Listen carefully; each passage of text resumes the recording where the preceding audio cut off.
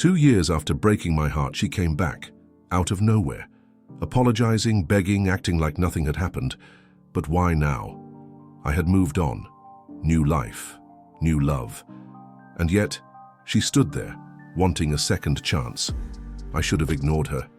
But something told me, this wasn't just regret.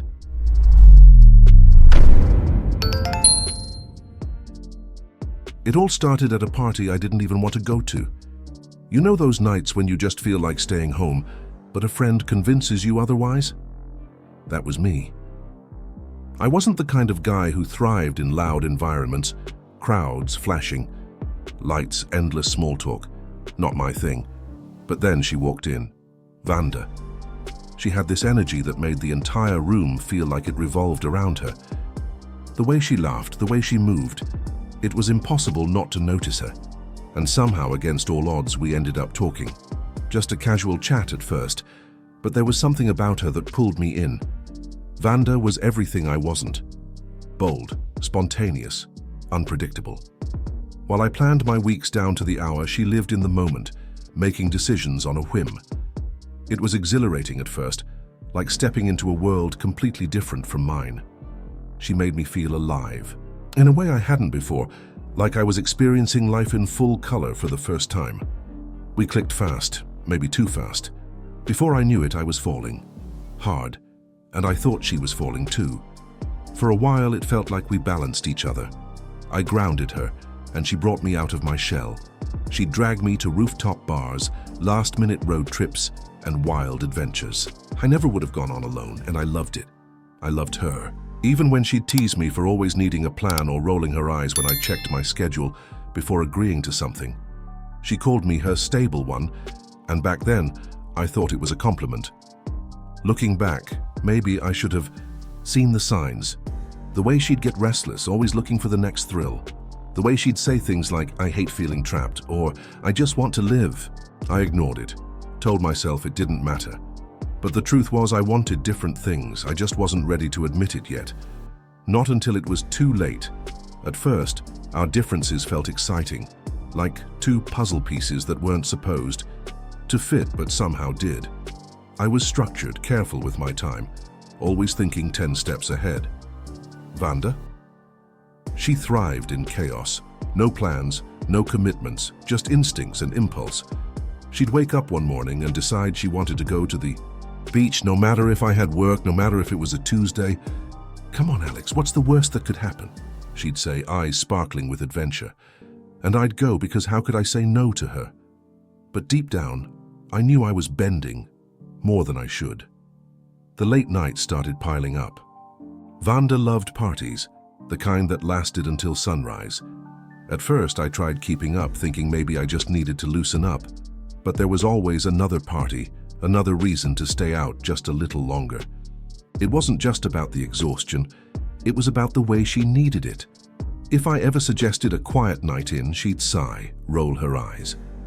You're so boring sometimes, Alex. It stung more than I let on. I wasn't boring. I just didn't need constant noise to feel alive. Then came the unpredictability. She'd quit jobs on a whim, claiming she wasn't meant to be stuck behind a desk. She had dreams, big ones, but no real plan to get there. Meanwhile, I was balancing university and a part-time job, making sure I had a future. She hated talking about the future. Anytime I mentioned where we were headed, she'd get distant, change the subject, or worse, laugh it off. Why worry about tomorrow when we have today? That was her mantra, and I wanted to believe in it, I really did. But I couldn't ignore the growing knot in my stomach. The more I tried to make it work, the more I felt like I was forcing something that wasn't meant to last. I was falling deeper, but she was floating, slipping through my fingers, always looking for the next thrill. And no matter how much I tried, I couldn't be that thrill forever. At some point, I started feeling less like her boyfriend and more like her safety net. It wasn't just the partying or the unpredictability, it was the way she handled life. Money, for example. Vanda never thought twice before spending it. A new outfit, another night out, some last-minute weekend trip. She lived like there was no tomorrow. Meanwhile, I was budgeting, making sure I could cover rent, saving for the future. The first time she asked me to lend her money, I didn't think much of it. Just this once, babe, I swear. But once turned into twice, and then, well, I stopped keeping count. It wasn't just financial responsibility that was an issue. She didn't like structure, commitments, routines. Those things made her restless. I, on the other hand, thrived on them. I needed to know where we stood, what we were building. But every time I brought up something serious, our future, careers, even just planning a trip more than a week in advance, she'd dodge the conversation. Let's just enjoy now, she'd say. And I did. But now didn't feel like enough anymore. I wanted stability, a sense of direction. She wanted freedom. Then came the jealousy. You'd think someone who valued independence so much wouldn't have a problem with trust, right? Wrong. If my phone buzzed with a message from a coworker, she'd ask, "Who's that?" If I mentioned a female friend, she'd make sarcastic comments, go quiet for the rest of the night. And yet she expected me to be fine with her constant nights out, surrounded by people I didn't even know. I never accused her of anything. I didn't want to be that guy. But deep down, something felt off. Like the relationship was only balanced. When it was on her terms, I started feeling drained, like I was giving and giving, but never receiving. I was the one adjusting, the one compromising. And she was just living life the way she wanted, no matter the consequences. I told myself it was just a phase, that she'd grow out of it, that maybe, with time, she'd realize that love wasn't just about feeling something, but about choosing something, choosing each other every day. But the truth? I was the only one making that choice. At first, the distance between us was subtle. A missed call here, a cancelled plan there. I told myself she was just busy, that she needed space, but then the gaps got bigger. She stopped checking in, stopped making the little efforts that used to make me feel like I mattered. Nights out became more frequent, and invitations to join her became less and less. When I asked, she'd just say, "You wouldn't have fun anyway." Maybe she was right, but that wasn't the point, was it? I started noticing the little things, how she'd come home later and later, always with some vague excuse. "Just lost track of time," she'd say with a lazy smile. But how do you accidentally stay out until sunrise? She wasn't cheating. I wanted to believe that. I needed to believe that. But something didn't feel right. I wasn't paranoid. I wasn't insecure. I just knew. And once that doubt settles in, it's impossible to ignore. One night, after another ignored message, I decided to stop by her place. Unannounced. It wasn't something I normally did, but I felt this pull in my gut, like something was waiting for me on the other side of that door. I knocked. No answer. I knocked again. And just as I was about to leave, I heard it. Laughter. Not just hers. A man's voice. My stomach twisted so hard I thought I might be sick. Maybe it was nothing. Maybe I was overreacting. But in that moment, everything felt different. I didn't go in. I couldn't. Instead, I walked away, pretending I hadn't heard anything at all. But the truth? The relationship I had been trying so hard to hold on to was already gone. I just hadn't admitted it yet. I wish I could say I confronted her right away, that I demanded answers. But I didn't. Instead, I let the doubt fester. I wanted proof. Undeniable, inescapable proof. And I got it. A few days later, a friend sent me a photo. Vanda at a bar, wrapped around some guy like they'd been together for years. No confusion, no misinterpretation, just cold, hard reality staring me in the face. My hands shook as I looked at it, but not from anger. It was something worse, realization, the kind that makes your heart sink because deep down, you already knew. When I finally confronted her, she didn't even bother denying it. "Yeah, Alex," she said with a shrug, "I've been seeing someone." Just like that. No guilt, no hesitation, like she was admitting to forgetting to take out the trash. I stood there, waiting for an apology that never came. Instead, she hit me with the one line that stuck with me the most. "You don't get it." I felt trapped. I needed to experience life before I settled down. Settled down? Like I was some kind of prison sentence? That was it. That was the moment I knew. Not just that it was over, but that I had been in this relationship alone for a long time. I wanted to fight, to yell, to ask why.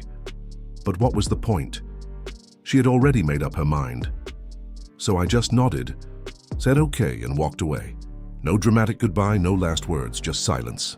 The kind that lingers long after the person is gone. I thought that was the hardest part, leaving. But I was wrong. The hardest part was waking up the next morning, realizing she wasn't mine anymore, and knowing she never really had been. The first few weeks were the hardest. Everywhere I went, there was a reminder of her, a song, a place, an old text I hadn't deleted yet. It's funny how your brain clings to memories when all you want is to forget. I told myself I was fine, that I was better off. But healing isn't instant. It's waking up in the middle of the night, reaching for someone who isn't there. It's replaying conversations, wondering if you missed a sign. It's convincing yourself that walking away was the right choice, even when your heart hasn't caught up yet. So, I did what I had to do. I focused on myself. Threw myself into work, picked up extra projects, went to the gym, and started saying yes to things I would have once avoided. At first, it felt forced. But then, slowly, it didn't. The more I invested in me, the less space she took up in my mind. I stopped waiting for a message that would never come, stopped checking her social media, hoping for some kind of closure, because the truth was, I didn't need it. Closure wasn't something she could give me. It was something I had to find on my own. And then there was Jessica. It wasn't love at first sight or some dramatic movie moment. It was simple, natural. She worked at the same company, and what started as casual conversations over coffee breaks turned into something more. She was different from Vanda in all the ways that mattered: steady, thoughtful, present. She didn't make me feel like I had to prove my worth. She just liked me for me. And for the first time in a long time, I felt safe in someone's presence. I wasn't looking for love. Honestly, I wasn't sure I even believed in it anymore. But Jessica, she made me want to believe again. And just as I was starting to think I had finally put the past behind me, Vanda came back. And she wasn't just reaching out. She was insistent. It started with a single message. A number I didn't recognize popped up on my screen. "Hey, Alex, can we talk?" I stared at it for a while, my fingers hovering over the keyboard. After 2 years of silence, she suddenly wanted to talk. I ignored it. Whatever she had to say, it wasn't my problem anymore. But Vanda wasn't the type to take silence as an answer. The messages kept coming, some casual, some almost desperate. "Please, just give me 5 minutes. I need to see you. I've changed, Alex." Changed? Yeah, right. I told myself I was over her, that she had no power over me anymore. But a part of me was curious.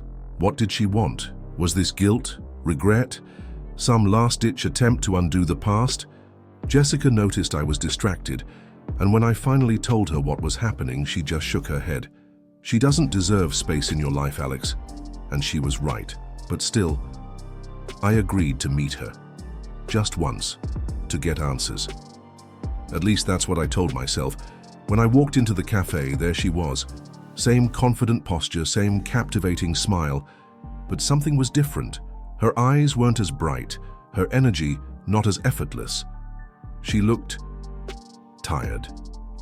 Worn down, she greeted me with a nervous smile, biting her lip like she used to when she was anxious. I needed to see you," she said softly. I crossed my arms. "Why now, Vanda?" That's when she sighed, looking down at her hands. "Because I made a mistake, and I think I lost the best thing that ever happened to me. I should have felt satisfaction, some kind of validation, but all I felt was wary." This wasn't a random apology. There was more to this. And I was about to find out exactly what she wanted. I should have known it wasn't just about regret. People like Vanda don't come back without a reason, and I was right. At first, she played the "I miss you" card, talked about how no one ever made her feel as safe as I did, how she had been with other people, but none of them got her the way I did. So I listened, arms crossed, waiting for the real reason she was here. And then It slipped out. "Alex, I just wish I had realized sooner how good we were together." We? That wasn't nostalgia. That was calculation. Later that week, I got a call from a friend. "Dude, you won't believe what I heard." Turns out, after we broke up, Vanda went on her usual spree of flings, living in the moment, never settling down. But something changed. People weren't sticking around. The same lifestyle that once made her exciting had made her expendable. No one wanted anything serious, and suddenly the stability she had mocked, it didn't seem so bad anymore. The pieces clicked into place. She wasn't back because she loved me. She was back because she needed me. Because I had my life together, a good job, a stable relationship, things she never managed to find for herself. And now she wanted to rewind time and pick up where we left off, as if none of it ever happened, as if I was just waiting around for her to realize my value. I let out a short laugh, shaking my head. "Vanda, you don't miss me. You miss the security I gave you." Her face fell, but she didn't deny it, because deep down she knew it was true. And knowing that, it stung more than anything else. I thought that would be the end of it. That, after I shut her down, she'd move on. But Vanda was never the type to take no for an answer. At first, it was just the occasional text. Small talk, little attempts to keep a door open. I ignored them. Then she started showing up. First, at my office building. "Oh, what a coincidence," she'd say, with that same playful smile. The first time I thought maybe it was. The second time, no chance. Then she appeared outside my gym, then the coffee shop I went to before work. It wasn't cute, it wasn't funny, it was unsettling. And then she found Jessica. That's when I realized just how far she was willing to go. One evening, Jessica walked into my apartment, her face pale, her phone in her hand. "Who the hell is Vanda?" My stomach dropped. She turned the screen toward me. There it was, a message from Vanda herself. "Hey, Jessica, just thought you should know that Alex still isn't over me. He'll never tell you, but trust me, I know him. Don't waste your time." I felt my entire body go rigid. What the hell? Jessica was upset, and rightfully so. "Is there something I should know, Alex?" she asked, her voice tight. I had to explain everything. How Vanda had been popping back into my life uninvited, how I wanted nothing to do with her. Luckily, Jessica trusted me, but the damage was done.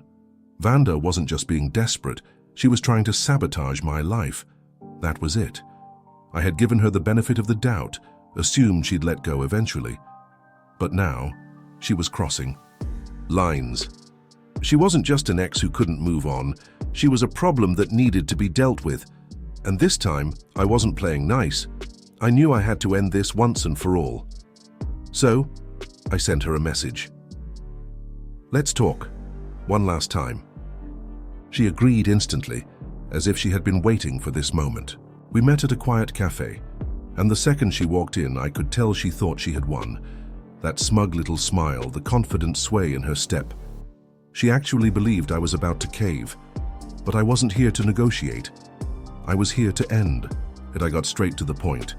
"Vanda, this has to stop. You showing up at my job, texting Jessica, this isn't okay." She sighed dramatically, tilting her head. "Why are you so mad? I just wanted to remind you of what we had." I almost laughed. "You mean what you threw away?" Her face darkened for the first time, and then, just when I thought she was about to back down, she hit me with her final card. "I'm pregnant." I blinked, completely caught off guard. "What?" She nodded, biting her lip like she used to when she wanted me to feel sorry for her. "And I don't know who the father is." My stomach twisted. This wasn't a confession, this was manipulation. She was desperate, and this was her last-ditch effort to pull me back into her orbit. But I wasn't that guy anymore. I took a deep breath, leaned back, and said the words that finally set me free. "That's not my problem, Vanda." Her face crumbled, but I didn't stay to watch the performance. I walked out of that cafe, blocked her on everything, and never looked back. And just like that, she was out of my life for good. For the first time in years, I felt free. Keep watching our stories by clicking on one of the videos that appear on the screen, and don't forget to subscribe to the channel and turn on notifications to be alerted about new videos. See you next time.